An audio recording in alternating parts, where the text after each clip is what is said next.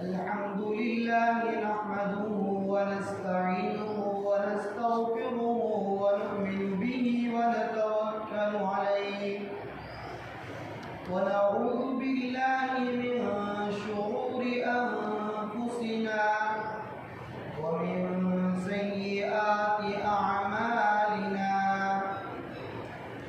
من يهده الله فلا مضل له ومن يضلله فلا هادي له ونشهد أن لا إله إلا الله وحده لا شريك له ونشهد أن سيدنا وسندنا ومولانا محمدا عبده ورسوله أما بعد قال الله تبارك وتعالى أعوذ بالله من الشيطان الرجيم بسم الله الرحمن الرحيم من يعمل من الصالحات من ذكر أو أنثى وهو مؤمن ولنحيينه حياة طيبة ولنجزينهم أجرهم بأحسن ما كانوا يعملون وقال النبي صلى الله عليه وسلم من أحيا سنتي عند فساد أمتي وله أجر 100 شهيد أو كما قال رسول الله صلى الله عليه وسلم. محترم و مکرم میرے دینی اور ایمانی بھائیوں، آج مجھے آپ حضرات کے سامنے بات کرنی ہے اس عنوان پر کہ ہم لوگوں پر طرح طرح کی مشکلات اور پریشانیاں کیوں ہیں۔ آج پوری دنیا کا جائزہ لیا جائے، معلوم کیا جائے تو بنی آدم یعنی انسان جو ہے وہ مختلف قسم کی پریشانیوں کا شکار ہے، مختلف قسم کی پریشانیوں کے اندر مبتلا ہے۔ کوئی انسان بیماریوں سے پریشان،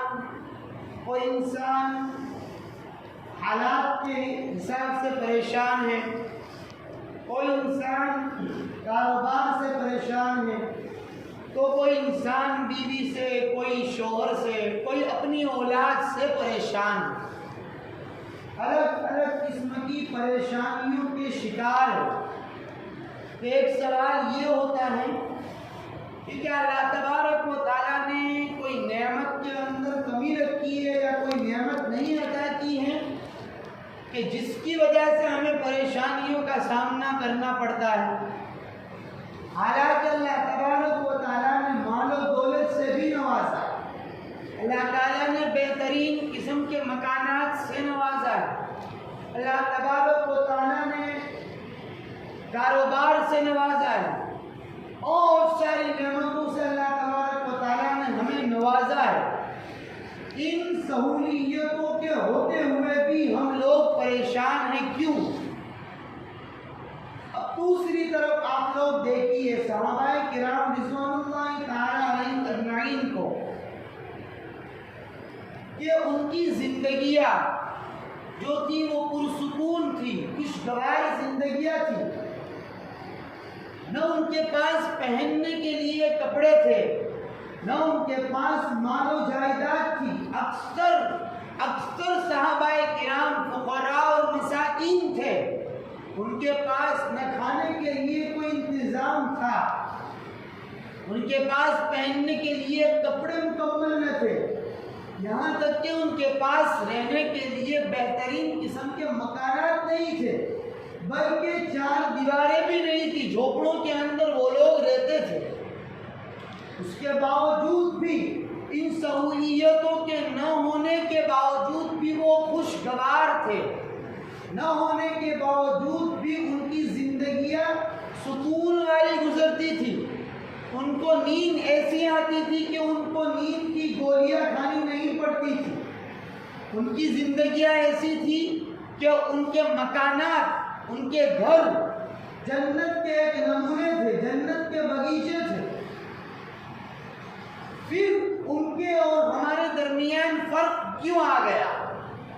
حالانکہ ہمارے پاس بہت ساری سہولیتیں اللہ تعالیٰ نے مہیا کی، عطا کی ہے،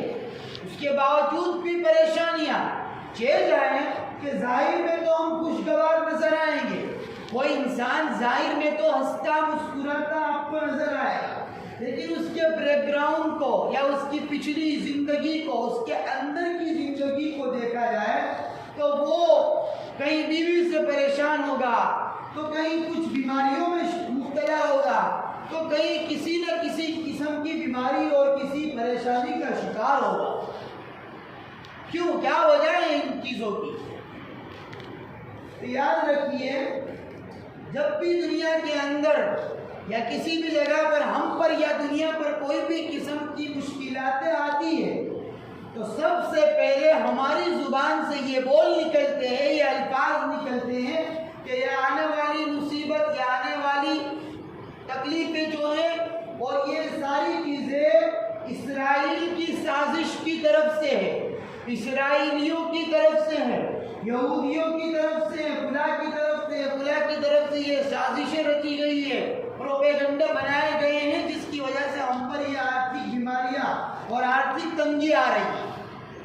ہماری زبان سے سب سے پہلے یہی چیز نکلے گی کہ فلاں کی طرف ہم اپنے آپ کو ڈھوسیں گے، کہ فلاں کی طرف سے یہ سازش ہو رہی ہے. حالانکہ قرآن یہ کہہ رہا ہے، قرآن کیا کہہ رہا ہے؟ قرآن کی طرف جب نظر دوڑائی جاتی ہے تو قرآن کہہ رہا ہے کہ بما کسبت ایدیم، بما کسبت ایدی الناس، کہ یہ آنے والی جو پریشانیاں تم پر ہے، جو بھی پریشانی ہو، یہ پریشانی تمہارے کرتوتوں کی وجہ سے، تمہاری نحوستوں کی وجہ سے ہے. یہ آنے والی پریشانی تم نے اپنے ہاتھوں سے کمائی ہے، تم نے اپنے آپ سے اس کو بلایا ہے اور دعوت دی ہے. قرآن تو یہ کہہ رہا ہے، اور ہم کیا کہہ رہے ہیں کہ فلاں کی طرف سے آ رہے ہیں. قرآن کہہ رہا ہے بما کسبت ایدی الناس، کہ لوگوں کے ہاتھوں نے کمایا ہے یہ آنے والی پریشانیاں، ہم نے اپنے آپ سے کمایا ہے. اب اس کو بھی دیکھ لیں کہ ہم نے کس طرح کمایا ہے، ہم نے آنے والی مصیبت کو کس طرح سے دعوت دی اور بلایا ہے، ہم نے کس طرح سے آنے والی مصیبت کو للکارا ہے. ہم بھی دیکھ لیں. آپ شادی بیاہ کے موقع کو اٹھا لیجئے، شادی بیاہ کے موقع کو دیکھ لیجئے. ہمارے اسی شہر کی میں بات کر رہا ہوں، کہیں دور نہیں جا رہا. پہلے تو ہم دور کا سن رہے تھے کہ فلاں شہر کے اندر اس طرح سے شادی بیاہ کے اندر رسم و رواج کو اپنایا جا رہا ہے. ہم اپنی اس کم عمری کی بنا پر بھی اس کو ہم برا سمجھتے تھے. اس وقت جب تعلیم کر رہے تھے، ہم مدرسے میں پڑھ رہے تھے تو سن رہے تھے، لیکن ہم نے دیکھا کہ ہمارے اس شہر میں بھی، ہمارے اس گاؤں میں بھی پچھلے 4-5 سال کے اندر شادی بیاہ کے اندر جو رسمیں اور جو رواج اور جو خرافات انجام دیے جا رہے ہیں، اللہ کی پناہ، جو ہم پہلے سن رہے تھے دوسرے شہر اور دوسرے گاؤں اور دیروں کے اندر، آج اس مسلم قوم کے اندر اور ہماری برادری اور ہماری قوم کے اندر بھی یہ رسم و رواج اور یہ خرافات شادی جیسے موقع پر آ رہے ہیں. نبی کریم صلی اللہ علیہ وسلم کا تو فرمان نکاح کے موقع پر یہ ہے کہ نکاح اور شادی کو آسانی کے ساتھ کرو تاکہ اس میں برکتیں ہوگی. آج ہم نے اس رحمت کو اپنانے کی بجائے، رحمت کو اپنی طرف آنے کی بجائے، ہم نے اس شادی بیاہ کے اندر زحمت کو گوارا کیا. زحمت یعنی تکلیفوں کو برداشت کیا، مصیبتوں کو بلایا، مصیبتوں کو دعوت دی. خود آپ سمجھ سکتے ہیں کہ ہمارے یہاں کیا رواج اور رسم و رواج ہے. میں اس کو بھی آپ کے سامنے بیان کرتا چلوں. میں نے اپنی آنکھوں سے دیکھا ہے اور سنا بھی ہے. 2-4 جگہ پر ہم نے دیکھا ہے کہ شادی بیاہ کے موقع پر دوسری رسم و رواج تو ہو رہی ہے جو گیروں کے اندر ہو رہی تھی، یہ ہلدی اور پٹھی وغیرہ کی جو رسم و رواج آج مسلم قوم کی ڈھانچی سماج کے اندر بھی یہ رسم و رواج گھس چکی ہے، اس حد تک محدود نہیں ہے، بلکہ اس سے بھی آگے بڑھ کر میرے بھائی کی شادی ہے، اب شادی کا موقع ہے، میری 2-4 بہنیں ہیں، ان 2-4 بہنوں کی کسی جگہ پر سگائی اور منگنی ہوئی ہے، اب ہمارے گھر والے اور میں ان سگائی کی ہوئی بہنوں سے جہاں پر رشتہ ہوا ہے ان لڑکوں کو اپنے اس پروگرام میں دعوت دے رہا ہوں، میں بلا رہا ہوں، اس تک محدود نہیں ہے، اس تک باقی نہیں ہے، بلکہ اس سے بھی آگے بڑھ کر ہم مسلمان قوم، ہم مسلم سماج اور جس کو دیندار کہا جا رہا ہے، ہم ہمارے اس علاقے کو اور ہمارے اس شہر کو دینی مرکز کہا جا رہا ہے، پورے کاٹھیاواڑ میں اس گاؤں کو دینی مرکز کہا جا رہا ہے، میں اس دینی مرکز کی بات کر رہا ہوں کہ یہاں پر اس کو بلانے کے بعد جس کی ابھی تک شادی نہیں ہوئی ہے، جس سے پردہ ضروری ہے، وہ ابھی غیر محرم ہے، اس کے باوجود بھی بلایا جا رہا ہے، بلانے کے بعد بے پردہ عورتوں کے سامنے انہیں 2-3 شخصوں کو بٹھایا جا رہا ہے، بٹھانے کے بعد پیسے دیے جائے، میرے عزیز دوستو افسوس کی بات ہے، اس پر بھی بس نہیں ہے، اس پر بھی باقی نہیں رکھا، بلکہ اس سے بھی آگے ہماری قوم بڑھ گئی، کہاں تک پہنچی کہ جس لڑکی کے ساتھ ان لڑکوں کا رشتہ ہوا ہے، میری بہن ہے جس کا رشتہ ہوا ہے، وہ میری بہن اس لڑکے کو جس سے 2-4 سال کے بعد شادی یا نکاح ہونے والا ہے، ابھی باقی ہے، اس سے پہلے اس کو یہ ہدیہ اور گفٹ دینے آتی ہے اور مستی مذاق کر رہی ہے، یہ میں اپنی بات کر رہا ہوں، اپنی سماج کی اور اپنی بیٹی اور بہن کی بات کر رہا ہوں، اب ہم دوسری طرف یہ ٹھوس رہے ہیں کہ یہ بیماری آئی یا یہ مشکل آئی کس کی طرف سے؟ بھائی یہودیوں کی طرف سے سازشیں آئی، یہ اسرائیل کی طرف سے آئی، عزیز دوستو قرآن جو کہہ رہا ہے کہ بما کسبت ایدی الناس، کہ اپنے ہاتھوں نے یہ بیماریاں اور اپنے ہاتھوں نے یہ پریشانیاں اور یہ مشکلیں کمائی اور بلائی اور دعوت دی ہے، آپ دیکھ سکتے ہیں، اب کیا کہیں گے ان چیزوں کو؟ کیا یہ سنت اور یہ صحابہ اور تابعین کا طور و طریق تھا؟ کیا ان کی سنتیں ہیں؟ یہ تو شادی بیاہ کے موقع پر اس طرح کی رسم و رواج کو اپنایا جا رہا ہے، اور پھر دیکھیے عزیز دوستو وہی رسم و رواج اپنانے والا شادی کے بعد کتنی پریشانیوں کا شکار ہوتا ہے، جتنے قرض لیے ان قرضوں کو پورا کرنے کے اندر، جتنے قرض لیے جتنی تکلیفوں کو خود لیا ہے اس کو برداشت کرنے میں اس کو کتنا لمبا وقت نکل جاتا ہے، آپ سمجھ سکتے ہیں، یہ تو شادی بیاہ کے موقع پر رسم و رواج کو اپنایا جا رہا ہے، اور ہم خود مشکلات کو مصیبتوں کو بلاتے ہیں،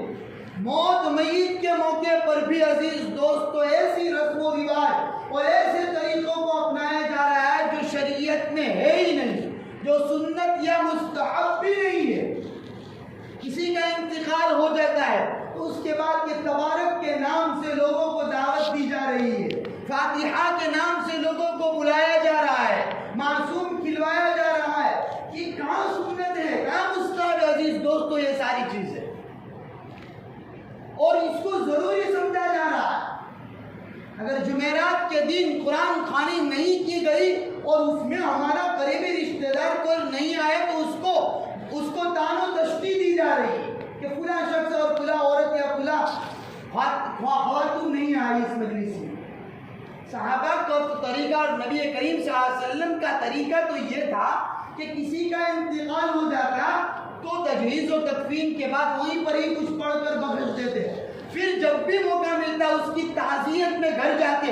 اور جب 2-5 ساتھی مل گئے تو قرآن پڑھ لیا اور بخش دیا، یہ طریقہ تھا، کوئی دن یا کوئی وقت متعین نہیں تھا، کسی کو بلایا نہیں جاتا تھا، 2-5 شخص آئے مل گئے تو پڑھ لیا اور پڑھ کر بخش دیا، یہ صحابہ کا طریقہ۔ آج ہم نے موت میت میں بھی رسم و رواج کو اپنایا، اس میں بھی ہمارے شہروں میں دیگیں چڑھ رہی ہے، اللہ کی پناہ، پھر ہم کہہ رہے ہیں کہ یہ آنے والی مصیبتیں یہودیوں کی طرف سے یا دشمنان ارکان اسلام کی طرف سے کس حد تک درست ہو سکتی ہے، کس حد تک صحیح ہو سکتی ہے۔ ان مصیبتوں کے اندر پڑھنے کی وجہ سے، ان رسم و رواج کے پڑھنے کی وجہ سے آج ہماری نمازوں کے ٹھکانے نہیں ہے۔ آج ہماری نمازوں کے حال یہ ہے، نماز پڑھتے بھی ہیں تو ہماری نمازوں کے حال یہ ہے کہ 4 رکعت والی امام نماز پڑھا رہا ہے، 2 رکعت میں جہری قرات کر رہا ہے، 2 میں خاموشی سے پڑھ رہا ہے، تو پیچھے والا شخص ابھی کچھ نہ کچھ اپنے ہونٹوں کو ہلا رہا ہے، پڑھ رہا ہے۔ کس حد تک یہ درست ہے؟ امام ظہر کی نماز 4 رکعت پڑھا رہا ہے، اس میں سری نماز امام ہی پڑھے گا۔ آپ کو تو سبحان ربی العظیم اعلیٰ اور اللہ اکبر ربنا لک الحمد ہی پڑھنا ہے اور تحیات وغیرہ پڑھنا ہے۔ اس کے باوجود بھی پیچھے والا شخص سورہ فاتحہ بھی پڑھتا ہے اور کوئی سورت بھی ملا رہا ہے۔ یہ ہمارے حال ہے۔ اس کے علاوہ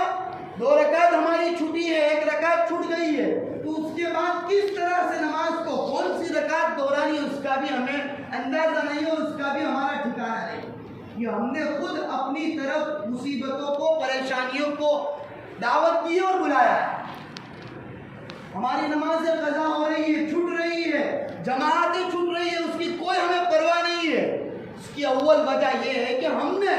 ہم نے اپنے معاشرے کے اندر رسم و رواج کو بڑھاوا دیا اور سنت کو اور نبی کے طریقے کو ہٹا دیا اور پیچھے کر دیا۔ حضرت جی مولانا الیاس صاحب نور اللہ مرقدہ کے بارے میں آتا ہے کہ وہ اپنے آخری ایام میں ہے، دعوت و تبلیغ کے بانی، آخری ایام میں ہے، کمزوری ہے، بیماری ہے، 4 پائی پر نماز پڑھ رہے، لیکن مسجد میں جب نماز کا وقت ہوتا تھا تو ان کے مریدین ان کو مسجد میں 4 پائی پر اٹھا کر لے جاتے تھے کہ مسجد میں باجماعت نماز ادا کرو۔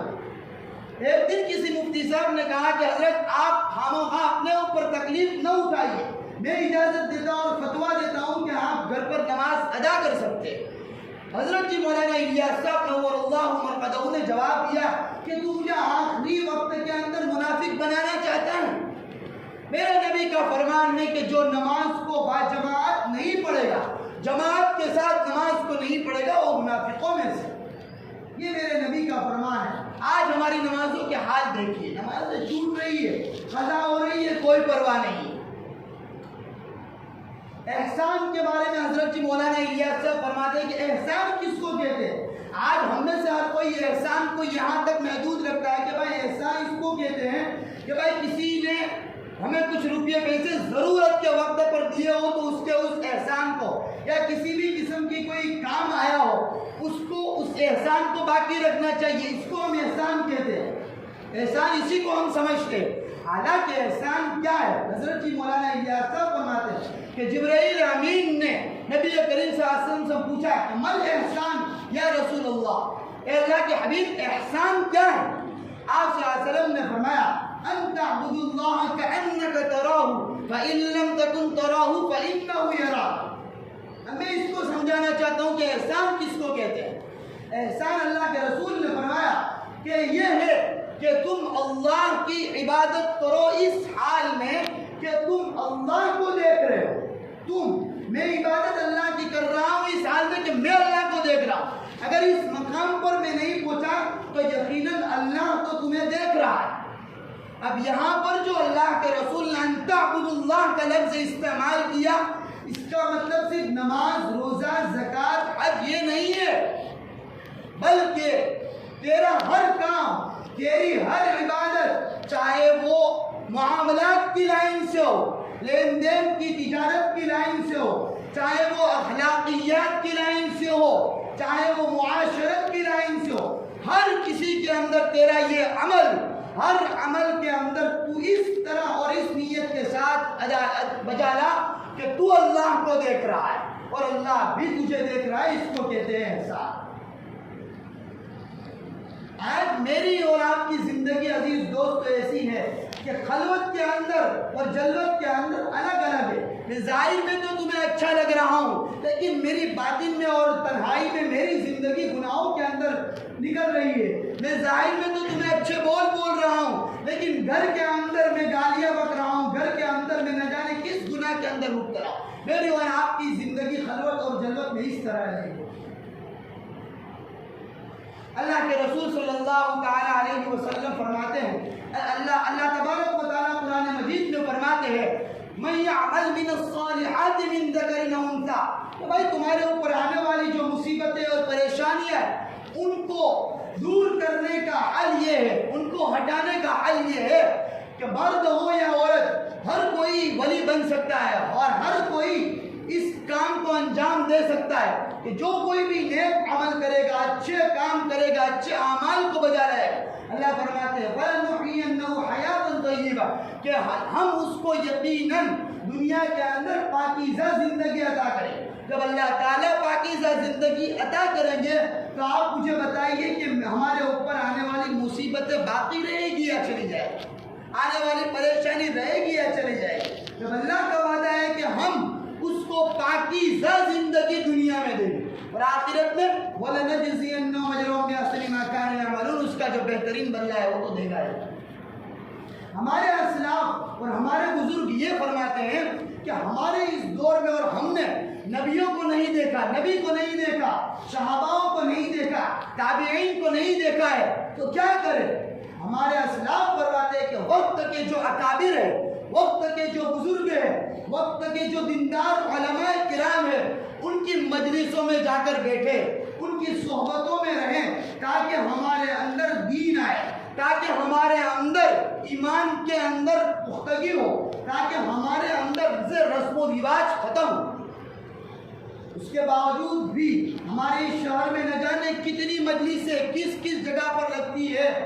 اس کا اندازہ کیا جائے تو پتہ چلتا ہے کہ وقت کے جو بڑے بڑے بزرگ ہمارے اس شہر میں ہفتے میں 2 3 مرتبہ اپنے گھر پر تعلیم رکھتے اور مجلسیں رکھتے، وہاں پر کوئی نہیں پہنچ رہا ہے، وہاں پر کسی کو پہنچنے کی، اپنی آخرت بنانے کی ہم میں سے کسی کو فکر نہیں کی۔ ہفتہ واری ہماری شہر کا گشت ہو رہا ہے، مجلس ہو رہی ہے، مشورہ ہو رہا ہے، مسجد میں بھی ہو رہا ہے، مرکز میں بھی ہو رہا ہے، اس میں بھی ہمیں پہنچنے کی توفیق نہیں مل رہی ہے۔ اللہ کے فضل سے ہمارے اس شہر میں مسجدوں کے اندر قرآن پاک کی تفسیر ہو رہی ہے، اس تفسیروں میں بیٹھنے کی بھی ہمیں کوئی ضرورت نہیں محسوس ہو رہی۔ طرح طرح کی مجلسوں کے اندر اللہ والے اللہ کے دین کو اور اللہ کے فیض کو پہنچا رہے، لیکن ہمارے اندر وہ تڑپ نہیں رہی، باقی نہیں رہا، شوق نہیں رہا۔ کیوں شوق نہیں رہا آپ جان سکتے ہیں کہ ہمارے اندر رسم و رواج گھس چکا ہے، جس کی وجہ سے آج دین سے ہم کوسا دور ہیں۔ اللہ کے رسول صلی اللہ علیہ وسلم، میں نے جو خطبے کے اندر آپ کے سامنے حدیث پڑھی، اس حدیث کا مختصر سا ترجمہ اور مطلب سمجھا دوں۔ اللہ کے رسول فرماتے ہیں کہ من احیا سنتی عند فساد امتی، کہ جس شخص نے میری ایک سنت کو زندہ کیا یعنی عمل میں لایا، کب؟ عند فساد امتی، میری امت کے فساد کے وقت، میری امتوں کے اندر جب فساد ہو اس وقت میری ایک سنت کو عمل میں لایا، فَلَهُ أَجْرُ مِئَةِ شَهِيدٍ، تو اللہ تبارک و تعالیٰ اس ایک سنت پر عمل کرنے کی وجہ سے 100 شہیدوں کے برابر اجر و ثواب عطا فرمائے۔ اب آپ اس دنیا کا ماحول کو جائزہ لے لیجئے، یہ جو دور چل رہا ہے، یہ جو ماحول چل رہا ہے، یہ یقیناً فتن و فساد کا ماحول چل رہا ہے۔ کیسے؟ اللہ کے دین کو مٹانے کی کوشش کی جا رہی ہے، نبی کریم صلی اللہ علیہ وسلم کے دین کو اور اس کے نام کو مٹانے کے لیے بنائی اسٹوری بنائی جا رہی ہے، اللہ کے دین کو ختم کرنے کے لیے، نبی کی تعلیمات کو ختم کرنے کے لیے مدارس کو گرایا جا رہا ہے۔ یہ پرفتن اور فتنوں اور فساد کا ماحول نہیں کہیں گے تو کیا کہیں گے؟ آج ہماری معصوم بچیوں کو اور آج ہماری بہنوں کو ارتداد کا شکار بنایا جا رہا ہے، مرتد ہو رہی ہے، خاندان مرتد ہو رہا ہے، اپنے ایمان کا سودا کر رہا ہے اور ایمان سے خارج ہو رہا ہے۔ یہ فتنے کا ماحول نہیں ہے اور فساد کا ٹائم اور فساد کا وقت نہیں ہے تو کیا ہے عزیز دوستو؟ یقیناً یہ حالات ہے اور یہ فتنوں کا ماحول ہے اور یہ فساد کا وقت ہے۔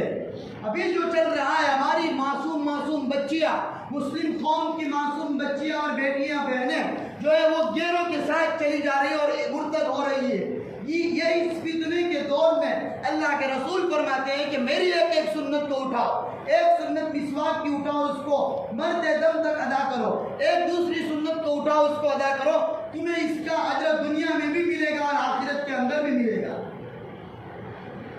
اللہ تبارک و تعالی ہمیں کئی سنی باتوں پر عمل کرنے کی توفیق عطا فرمائے اور حالات کو اللہ تبارک و تعالی سازگار بنائے، اور اللہ تبارک و تعالی نبی کریم صلی اللہ علیہ وسلم کی تعلیمات پر اور آپ کی سنتوں پر ہماری زندگی گزارنے کی توفیق عطا فرمائے۔ وآخر دعوانا الحمدللہ۔